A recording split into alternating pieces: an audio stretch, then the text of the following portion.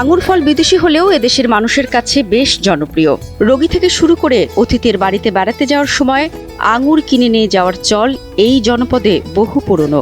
কারণ আঙুর স্বাস্থ্যের জন্য ভালো, কিন্তু এই আঙুর ফল বাংলাদেশকে আনতে হয় বিদেশ থেকে আমদানি করে।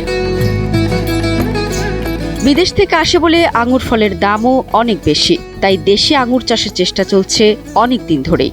এরই ধারাবাহিকতায় জনপ্রিয় ফলটির পরীক্ষামূলক চাষে সফল হয়েছেন নওগাঁ জেলার একজন উদ্যোক্তা আবুল কালাম আজাদ। তার আঙুর বাগানের লতায় লতায় এখন ঝুলছে আঙুর। বাজারে যে আঙুর ফলটা পাওয়া যায় সেটার তুলনায় এটার একটা দেশীয় স্বাদ আছে এবং আঙ্গুর ফলটা খেতে মিষ্টি এবং সুস্বাদু। আবুল কালাম আজাদ দিনাজপুরের একজনের সহায়তায় বেশ কয়েকটি উন্নত জাতের চারা সংগ্রহ করে নিজের ৫% জমিতে রোপণ করেছেন।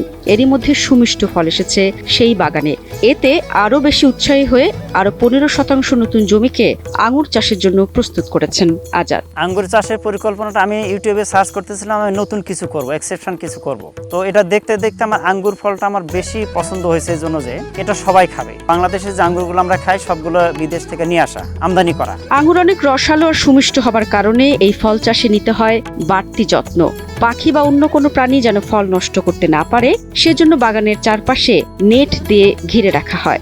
তাপমাত্রা ঠিক রাখতে বাগানের উপরের দিকে জাল ও পলি নেটেরও ব্যবস্থা রাখতে হয়। একটা ছোট বাচ্চা যেন বিষ শুরুতেই তার জীবনের শুরুতেই ওই ফরমালিন যুক্ত বা বিষ যুক্ত খাবার খেয়ে তার শরীরে বিভিন্ন অঙ্গ প্রত্যঙ্গ যেন নষ্ট না হয়, এই জন্য আমি বিষ মুক্ত, ফরমালিন মুক্ত আঙ্গুর নিজের পরিবারকে খাওয়ানোর জন্য, পাশাপাশি এলাকাবাসীকে সবাইকে খাওয়ানোর জন্য আমি এই আইডিয়া নিয়ে আসছি। উদ্যোক্তা আজাদ জানান, এবছর তিনি ঘুরতে আসা দর্শনার্থীদের বিনামূল্যে আঙুর ফল খাওয়াবেন। একটি আঙুর গাছ থেকে কমপক্ষে ২০ বছর ফল পাওয়া যাবে। প্রতি ৬ মাস পর পর আঙুর পাওয়া যায়। এবছর বাগানে বিভিন্ন জাতের ও স্বাদের আঙুর চাষ করেছেন তিনি। এর মধ্যে একটি সিডলেস প্রজাতিও আছে।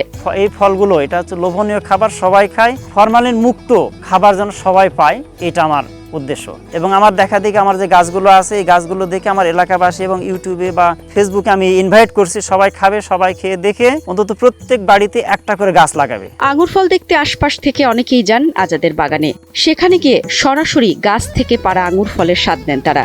আঙুর ফল খাবার পর বেশিরভাগ দর্শনার্থী জানালেন আজাদের বাগানের আঙুর ফল সত্যি সুস্বাদু এবং মিষ্টি। এ বাগান দেখে অনেকেই উৎসাহী আঙুর চাষে। এই দেখার জন্য আসছি বা বরাবর আসি, আমি দেখি এখানে বাগান কেমন করছে বা কেমন, মানুষে বলে যে টক না মিষ্টি, দেখার জন্য আজকে আবার আসলাম, দেখলাম যে না, আঙুর টক নয়, আঙুর মিষ্টি আছে। আঙুর চাষটা মুনাফা একটু বেশি, মানে ধরেছে ভালো, এবং সব জায়গাতে যে সমস্ত যে সিস্টেমটা আমার ছোট ভাই করছে তাতে আমি মাঝে মাঝে আসে আমি দেখি, আমার চাষটা খুব একটা ভালো আমার মানে লাগতেছে না, এই জন্য আমিও আঙ্গুর ফলটা আমিও চাষ করব। নওগাঁর কৃষি কর্মকর্তা খলিলুর রহমান জানান, এ জেলার মাটি আঙুর চাষের উপযোগী।